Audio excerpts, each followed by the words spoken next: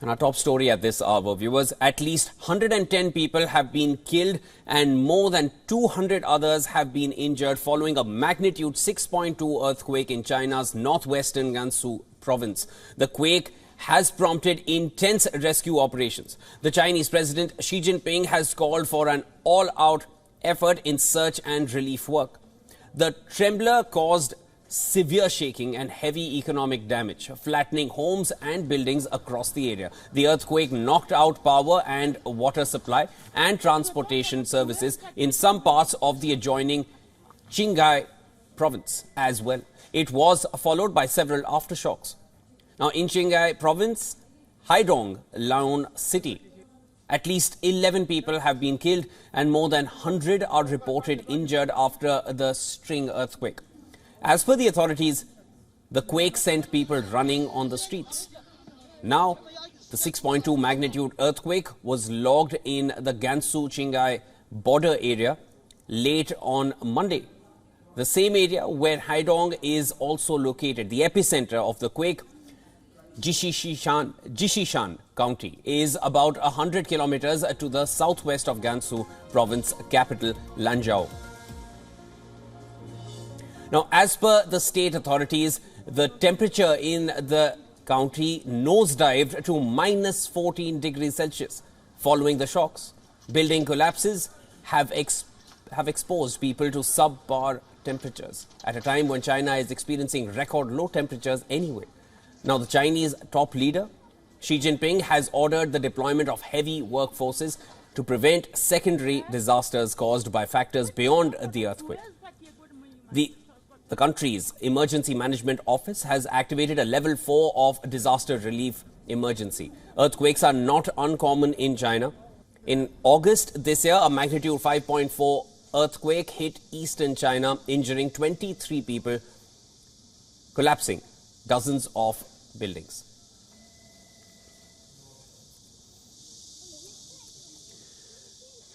This is our top focus at this hour, viewers. At least 110 people have been killed and more than 200 others have been injured following a magnitude 6.2 earthquake in China's northwestern Gansu province. These are visuals which have come in from China. These are the initial visuals. Of course, this is the death toll which has come out of China at the moment, and the numbers are increasing, unfortunately. What is making matters worse is the temperature in the region. China is anyway experiencing a harsh, cold winter, but as of now, in this affected area where the earthquake has caused massive damage, the temperatures have nosedived to minus 14 degrees Celsius, making rescue efforts all the more difficult. The Chinese President Xi Jinping has called for all-out efforts in search and relief work. The trembler caused severe shaking and heavy economic damage, flattening homes and buildings across the area. The earthquake also knocked out power and water supply and transportation services in some parts of the adjoining Qinghai province as well. It was followed by several aftershocks. At least 11 people have been killed and more than 100 are reported injured after the string of earthquakes in Qinghai province, Haidong Laon city.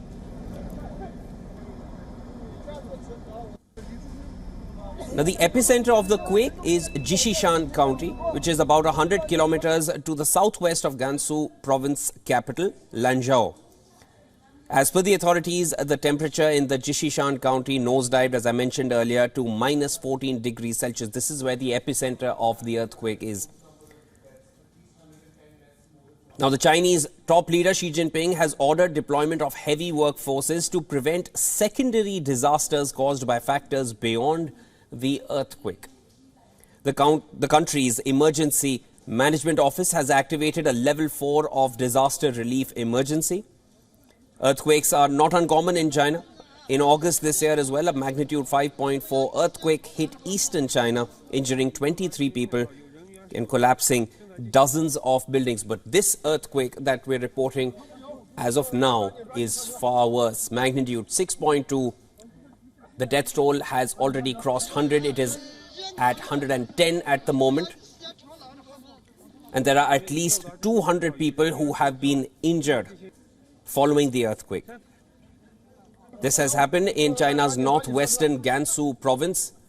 There is no electricity. Transportation services have been hit as well. As you can make out from the visuals, there is ice all around. Of course, the temperatures have nosedived. The rescue efforts are carrying on in minus 14 degrees Celsius. These are visuals from inside homes. The roofs have totally cracked open. Residents in the area, they had to rush out of their homes. And when they rushed out, they were in for worse weather outside, while buildings have collapsed as well. Here are rescue workers trying to navigate through the damage, trying to find people who may be stuck below the rubble. We're still getting initial reports. The story is still, of course, developing. As of now, the death toll stands at 110, and the number of wounded people are counted over 200. This is China, viewers. Gansu province. It lies towards the northwestern part of China. These are the limited visuals that we have got from the area, and it looks terrible.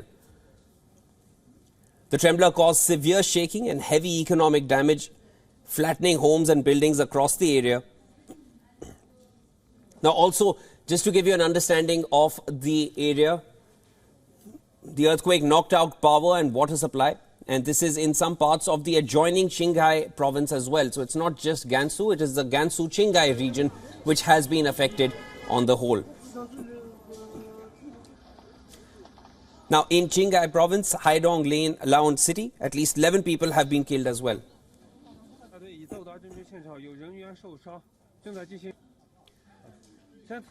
All right, to discuss matters further, for more on this, we are now being joined by Collins Chong.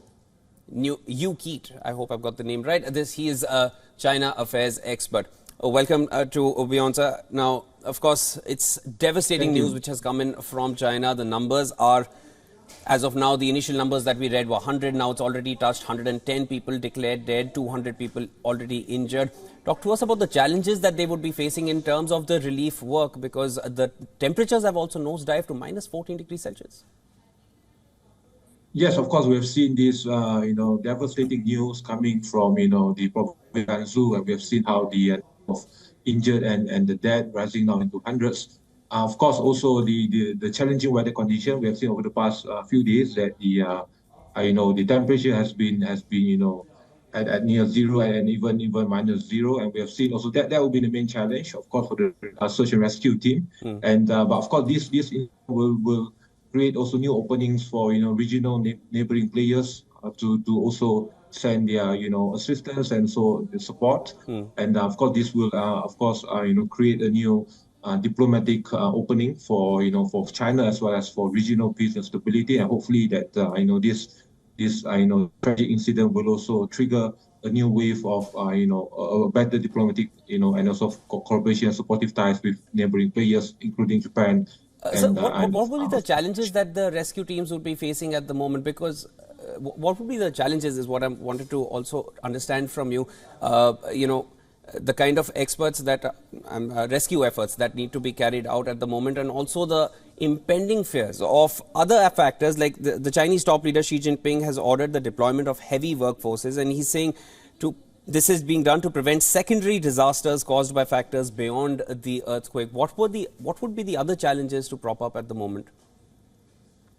Of course, for the search and rescue team, it's a huge challenge in terms of finding victims, as well as ensuring that the process of finding the victims, through these different methods used, will not create further harm to potential, people still trapped in the rubble. So we have seen also some weaknesses of the structures of the housing, as well as as you can see before, some crises in the past, earthquakes in the past, where subpar materials being used in terms of building these buildings and houses, and also the equipments being used for the search and rescue team in order to minimize any potential damage, any risk to the people still trapped in there.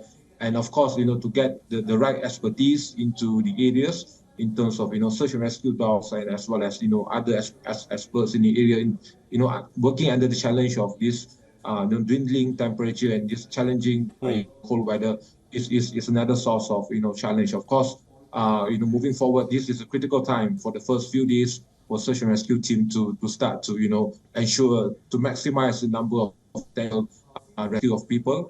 And so the method strategies being used to minimize any potential risk to the people still trapped under the rubble. Mr. Collins, I also wanted to get your thoughts on this. Now, this is not the first earthquake which has happened in the region. Talk to us about the topography of the area as well, because there have been earthquakes in the past as well, and of course there have been deaths in the past as well. Yes, we have seen also the is a reason of the past major tragedies, as we have seen the Sichuan earthquake many years back, and how it has also triggered a new wave of both public empathy, of course, public support, as well as public anger towards the the government in terms of the standard, the quality of for example, the buildings being built and the elements of corruptions and all. But this is a new challenge also for the local government as well as for the Xi Jinping's regime in ensuring that just right after the overtures to Washington in terms of getting the investment and economic and resumption of ties with the top Western powers, of course, with the US, and now of course also this serves as another internal challenge for Beijing in terms of apart from the demographic, economic, and debt crisis that we have seen for the past many months, and this is the right, of course, for Beijing regime to ensure that the responses given in terms of search and rescue, in terms of pacifying the people there, will bear the intended results, and of course also to get the support and the needed support from regional players. All right, Mr. Collins Chong, thank you so much for joining us and sharing all your insights. Of course, we are going to be tracking all the developments coming in from China. Thank you.